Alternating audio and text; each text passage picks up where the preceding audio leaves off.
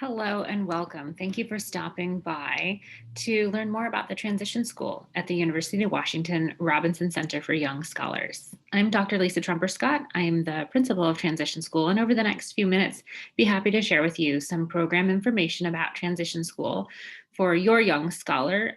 That might be you watching this video. You might be an 8th grader, a very excited 7th grader, or a really eager 6th grader who might be interested.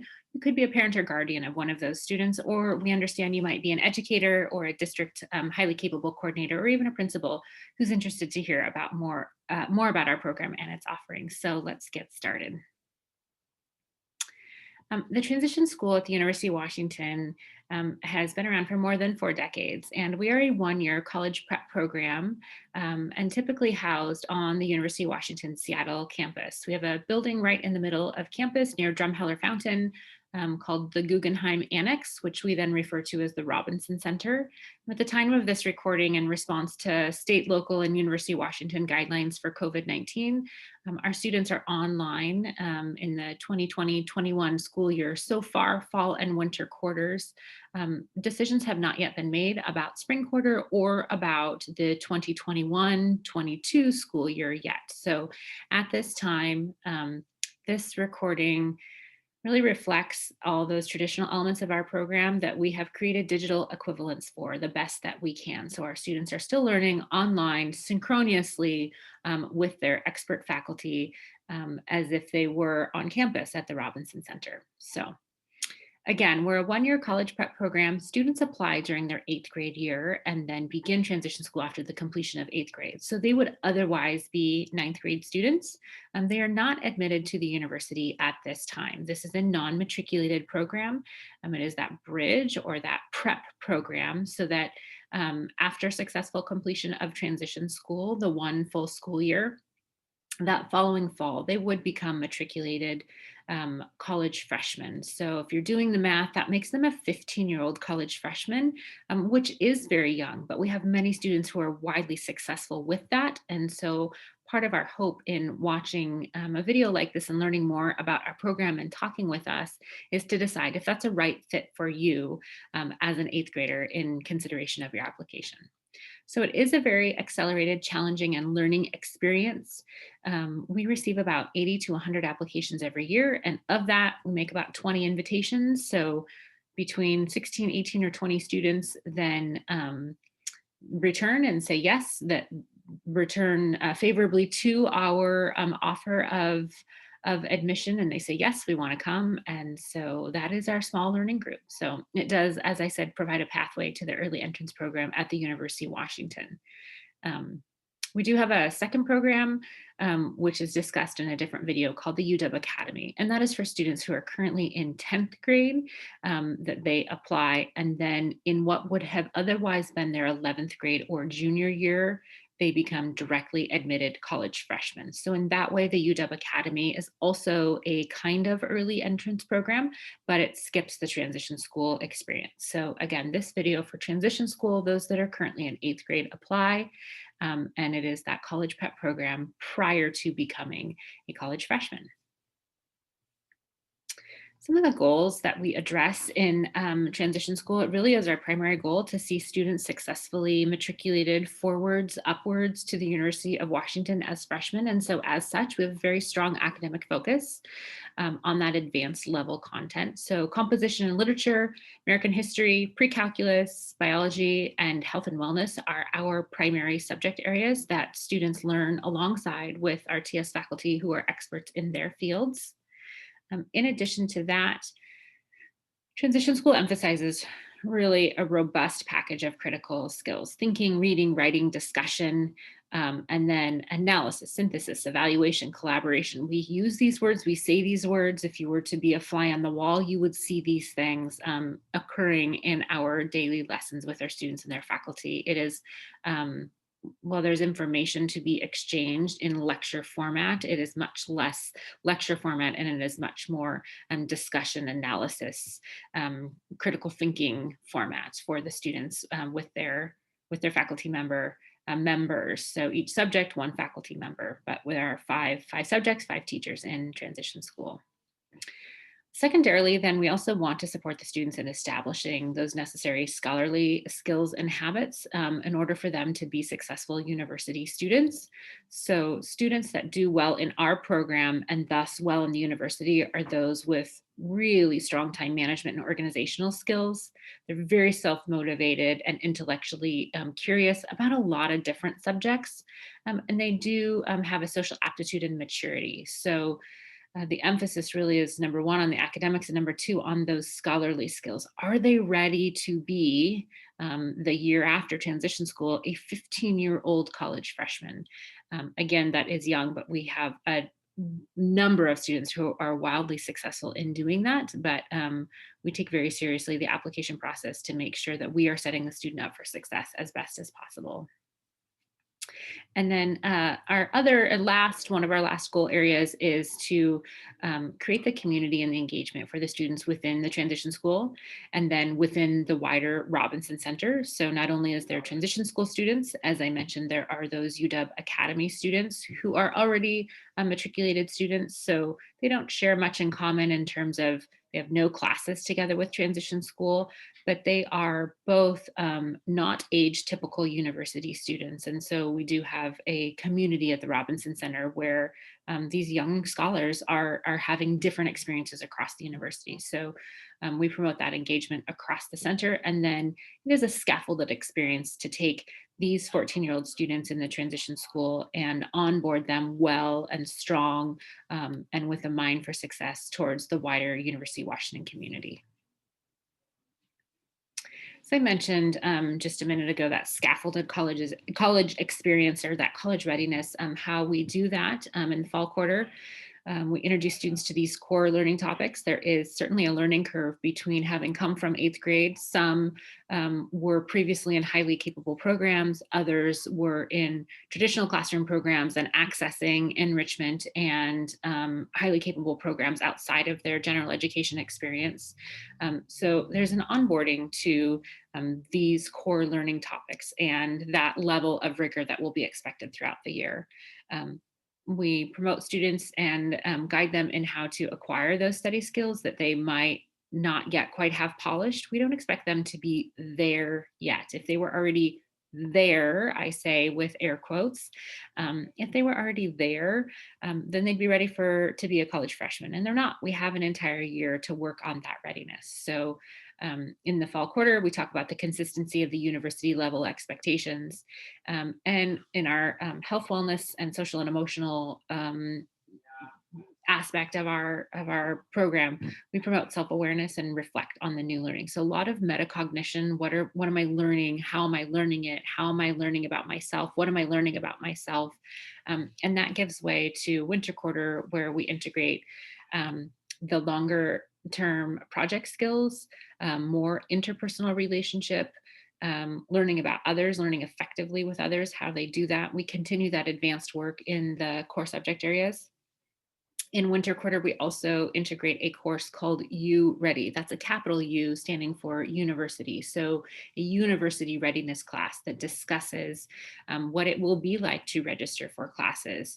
What are some of those university topics that are not yet covered in the 5 core subject areas that we would have addressed thus far in fall quarter. So in winter quarter, we add that university ready course to promote the university readiness, because in spring quarter, in addition to the core subjects within transition school, students do enroll in as a non-matriculated student in one university class. And so we spend winter quarter, part of winter quarter preparing for that, and in spring, in addition to their transition school coursework, students enroll and take and receive the traditional GPA they would, the grade, the experience, they would be integrated with other university students. And this is one of the factors that help determine their readiness for us. So in combination with their transition school experience and the marks they earn in transition school, how do they do in that spring quarter class? Are they truly ready to launch into that wider university setting? And we reflect on that promoting of self-awareness, promoting of learning with others, and then we start to talk about their learning in context. So what is that wider context as they're preparing to launch from transition school into the University of Washington setting? Another way, this slide is just a different visualization really of the slide before. So in fall, there's the 5 classes that we talked about. In winter, there's the 5 classes plus the U Ready class. And in spring, you'll notice that we dropped the science class for now. There is some conversation about maintaining a science seminar class. We want to create the appropriate amount of space for a student to do well in that university course. We have a list of strongly recommended classes that students take, ones that we might be able to get them into, and then sort of a list of no thank you, hold off until you are a traditional freshman or sophomore to take such classes. That's a combination of course availability. Our students are non-matriculated, so they don't have the status that other matriculated students have to get into those classes. So there are some special permissions required to get into those classes. We also don't permit taking language classes, for example, or classes that have a require study and commitment beyond an average university class. A language class, for example, takes so much more time to practice the language in addition to the learning of a new language that is part of the learning. And so language, for example, is one that we don't have students participate in spring quarter because of the time commitment. So we want them to still be able to demonstrate their strong young scholars skills and abilities in transition school and maintain one university class. So labs, sciences with labs, because the lab takes so much more time. That's another example of a class that we don't enroll students in. But there's not a complete list to point you online to say these are approved and these aren't approved. Suffice it to say that we work with university admissions each year and find appropriate placements for our students. Many of them end up together. 2 and 3 and 4 kids will take a class together, an introductory 100 level university class as a part of their spring transition school experience. We recognize this is a very large undertaking. This is hard and difficult for the students, and we provide a number of supports. So like university, our transition school faculty offer weekly office hours. We also have TAs. The TAs in transition school are former TS students. So once they move on from transition school, they become early entrance program students, or what we call EAPers. So EAPers are the TAs for transition school. And so they can uniquely speak to the experience of having been a transition school student. Tutorial is another support that we offer our transition school students, not only offer, but require. Tutorial is some in middle school might have had an advisory class type experience that helps with organizational skills, helps with that metacognition to process at the time what is happening, what adjustments need to be made, how a student is thinking, feeling, doing.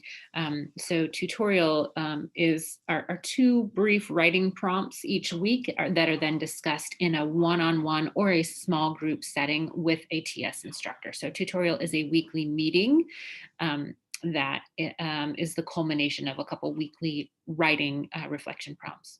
We also have a community meeting on a weekly basis. Community is a whole kind of a whole class tutorial, a whole class, how's it going? What questions do I have for my peers?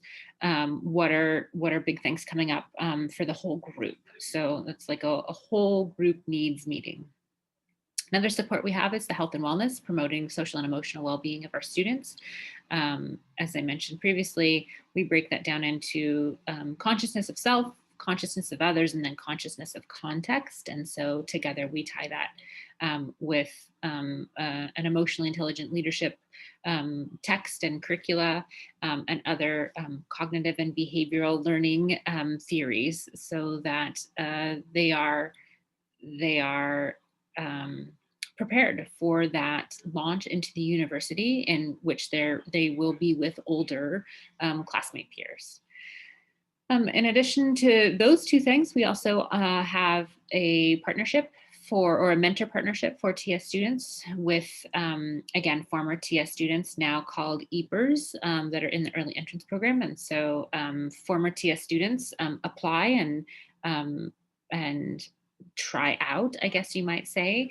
And so we look to match students, current TS students with former TS students who have expressed an interest in being a mentor, and then try to make pairings based on similar likes or interests or potential majors to help students find other, I say older students, but we're talking 2 to 3 years older. So while TS students are 14 and 15, EAP students are 15 to 19 years old. So they have just formerly been in transition school. So the equivalent in high school, in a traditional high school, would be like a ninth grade freshman being paired up with a junior or senior big brother, big sister type program. So.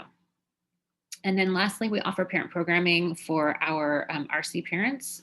We tend to do that on a monthly basis or bi-monthly basis, knowing and recognizing that the experience for students is difficult, but it is also a commitment of families. And so we bring parents together, both of TS parents and of early academy parents. So those academy students are students that applied during 10th grade and they went directly into the university. And then the former TS parents who are now EAP parents. I know there's a lot of acronyms in there, but I hope to have made those clear both in the presentation and then on the slides as well. So how are you eligible, or why should you be interested in transition school? So our process is that, again, you apply during 8th grade and you begin after completion of 8th grade.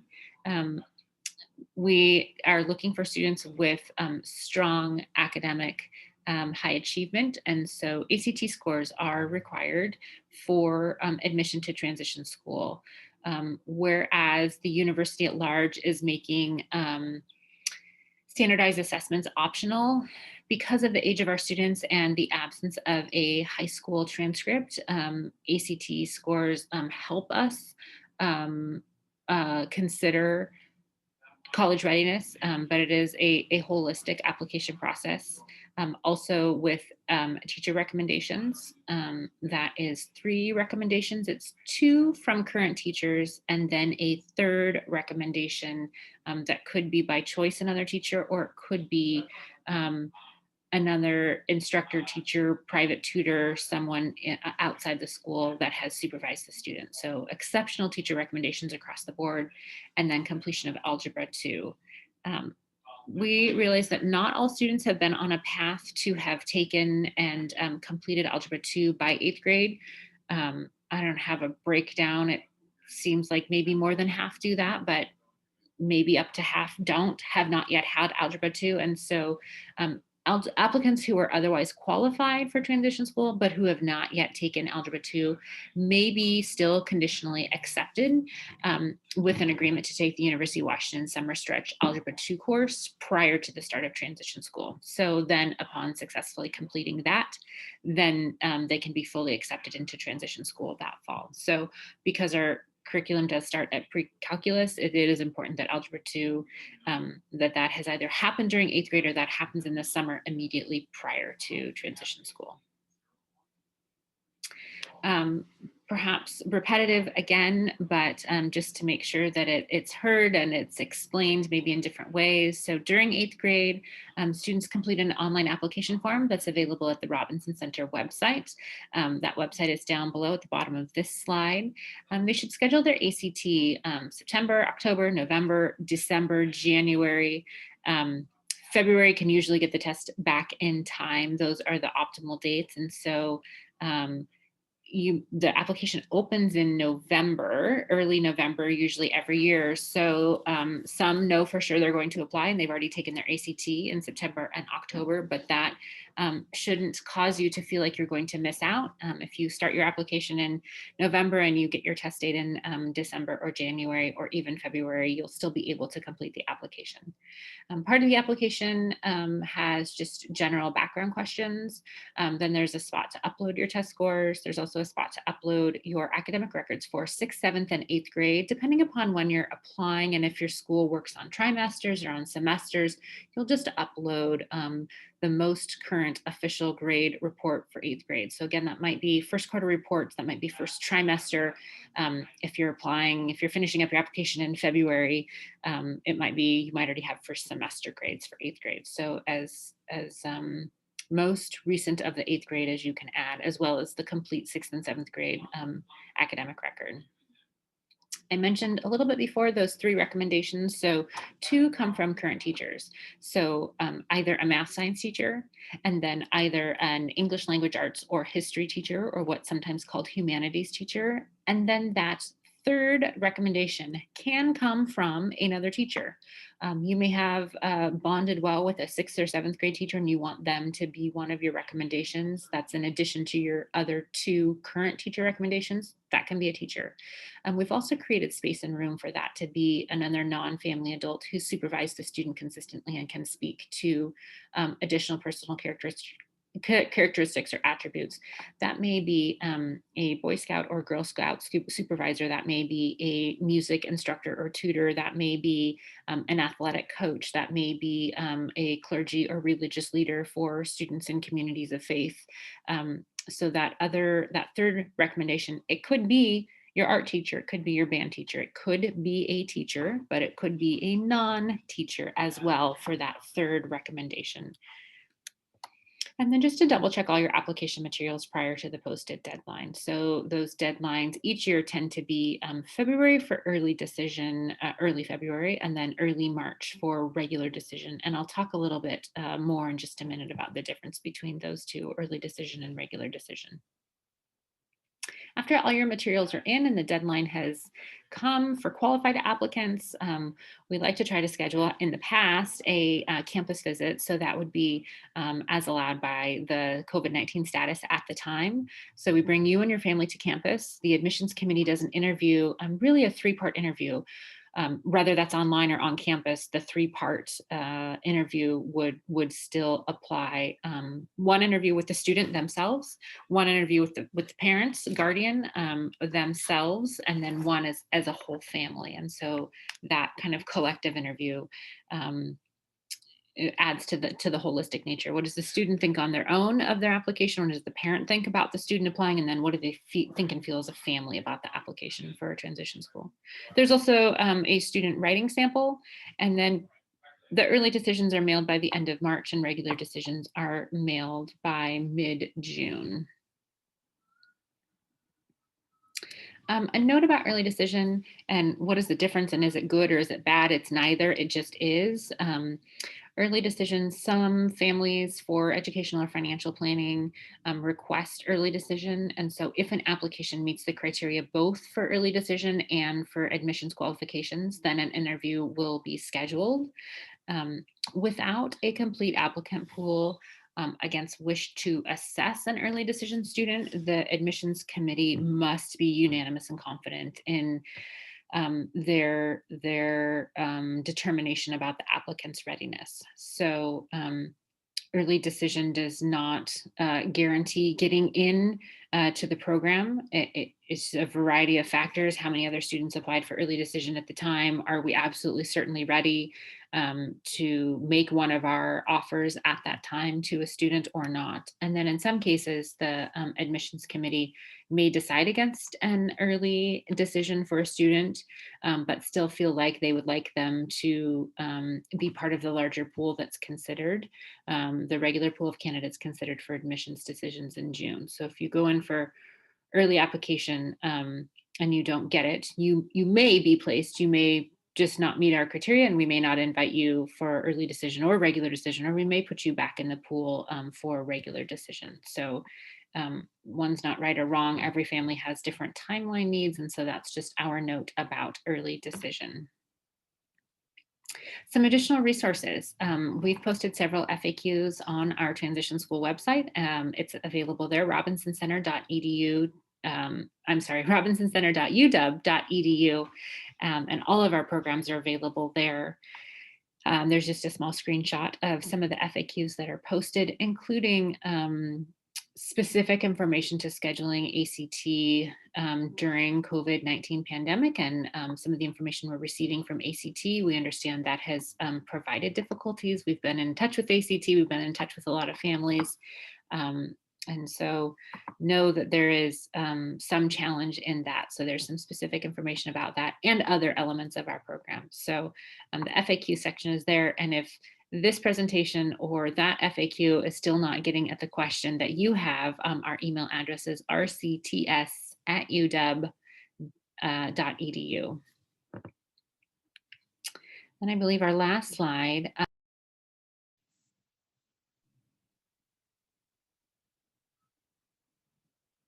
I apologize for the delay there. So our last slide, let's get back to it. Just a sign of the times of the Zoom world that we live in. I hope that we're reconnected here. So some additional resources. We have our Saturday program for kindergarten through 8th grade, our summer programs for students in 5th through 10th grade, and then again, that direct entrance to the university after 10th grade, which is what we call the UW Academy program. And so we have a general email address at rcys@uw.edu if you have just kind of a general program inquiry. So we hope that I hope that has provided you with some information specifically about transition school and then the larger Robinson Center for Young Scholars at the University of Washington. Again, my name is Dr. Lisa Scott, and I'm the principal at Transition School, and I appreciate your time in hearing a little bit more about our program that might be of interest for you or your young scholar. Thanks very much.